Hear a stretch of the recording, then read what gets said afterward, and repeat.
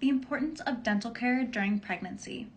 I'm a dental hygiene student, so let's talk about it. In our previous videos about embryology, we talked about how the embryonic period is the most vulnerable time for the fetal development. The embryo is highly susceptible to injuries, malformation, or mortality. Teratogenic effects, which is a causing factor for embryo malformations, can happen by maternal poor nutrition, infections, and drug intake.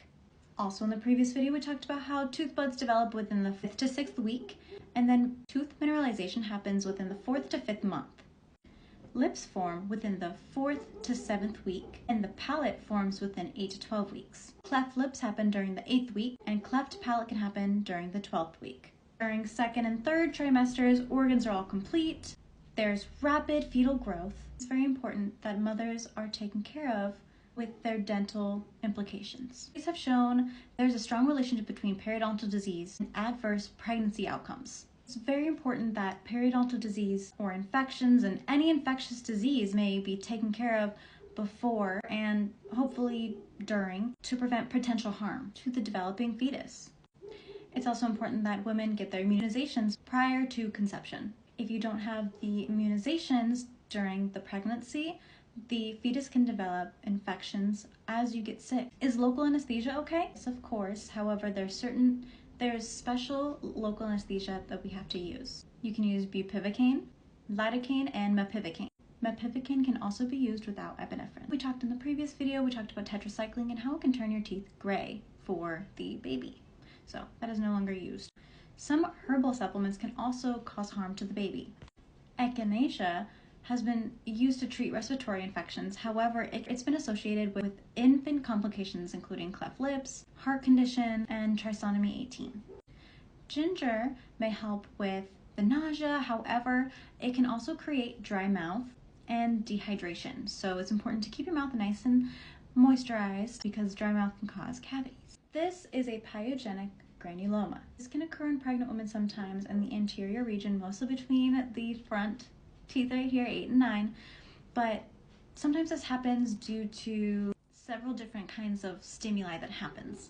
But this is benign, it's just an inflammatory response lesion. Also can happen during pregnancy is morning sickness or all-day sickness. Like I said, you're nauseous, you're gonna have a little ginger or whatever. This is erosion. This happens when you throw up and there's acid and that gets on your teeth. So a fun little fact to do is get a cup of water and then a little teaspoon of baking soda, and you're going to swish it around and then spit it out, but wait about 30 minutes before brushing or anything because it will cause some abrasion if you brush with the baking soda. Okay. The baking soda helps neutralize the pH in your mouth so it doesn't cause erosion. But you're still wondering, what was the pyogenic granuloma?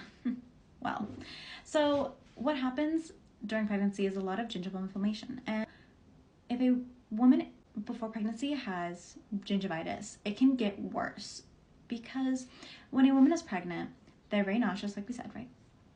And response to stimuli in their mouth or anything smelly or whatever just makes you gag, right?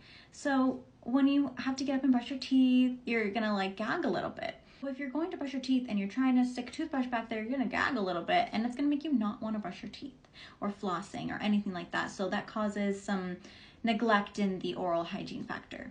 Or you're just so tired and you just don't want to brush your teeth. Rightfully so. You are creating a human being. Just what happens when you get pregnant, you just don't really want to take care of yourself sometimes, and it's hard. On top of that, you're growing a human being, right? So you're going to be snacking and craving a lot of different foods, and you just got to be very careful with the certain foods you eat because it can cause cavities. And with not brushing your teeth and having all these sugary, yummy, delicious foods, you're going to have cavities coming up, right? So on top of the neglect of oral health care, there can be sensitivity with the gums, right? So even on top of gagging and not wanting something back there, it's the painful stimuli on your gingiva because of the neglect and trying to get back there, and everything's all sensitive and you're just like, you know what, I'm just not gonna brush my teeth. So now you have gingivitis. Gingivitis is periodontal disease. If you have a periodontal disease, now there's an association with periodontal disease and preeclampsia, preterm delivery, or even a low birth rate too. Periodontal treatment is safe during pregnancy, so it's okay to go to the dentist and get it cleaned and get it taken care of so you don't have these issues happening for the birth of your baby.